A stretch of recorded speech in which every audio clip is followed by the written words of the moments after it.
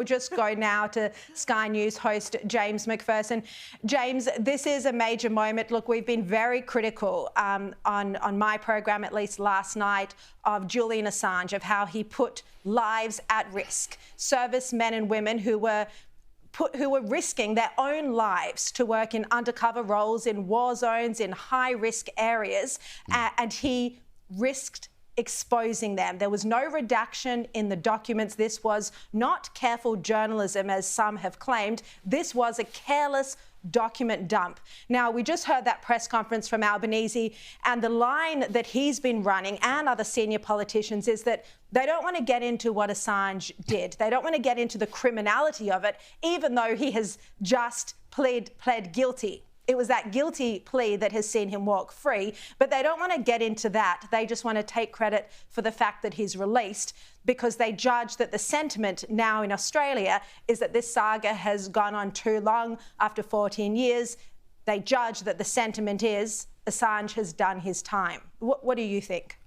Yeah, absolutely. I mean, Albanese is a little disingenuous when he talks about how this has dragged on too long and we didn't see any value in the continued incarceration.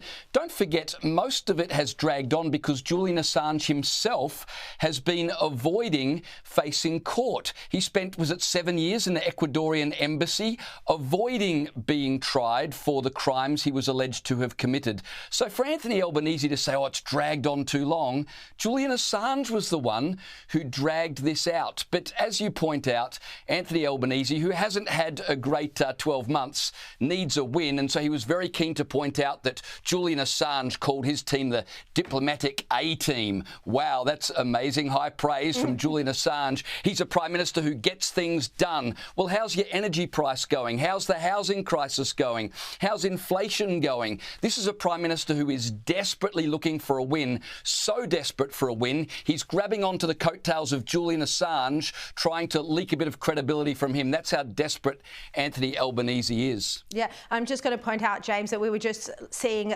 footage there of Assange hugging his wife, Stella Assange, who's been in Australia waiting for him to arrive. And he was accompanied there as well by Jen Robinson, his lawyer. We've had her on the program. She's been his longest serving counsel. There is that emotional moment where Julian hugs his wife, Stella.